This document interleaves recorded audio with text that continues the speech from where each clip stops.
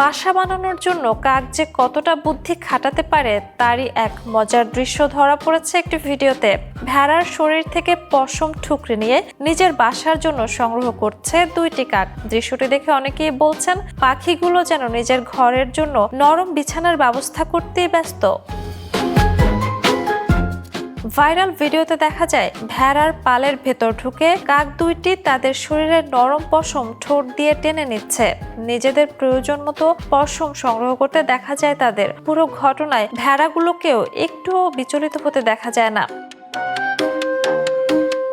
পাখির বাসা তৈরিতে পশম ব্যবহারের ঘটনা অবশ্য অস্বাভাবিক নয়। কাকের বিভিন্ন প্রজাতি ডালপালা ও ঘাসের পাশাপাশি পশম, চুল ও অন্যান্য নরম উপকরণ বাসার ভেতরের অংশে ব্যবহার করে। এসব উপকরণ বাসাকে তুলনামূলক উষ্ণ ও আরামদায়ক করতে সাহায্য করে।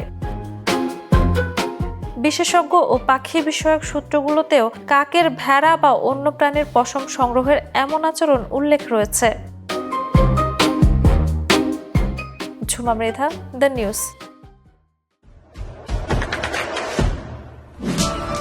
দেশে দেশে সবার সাথে, দ্য নিউজ।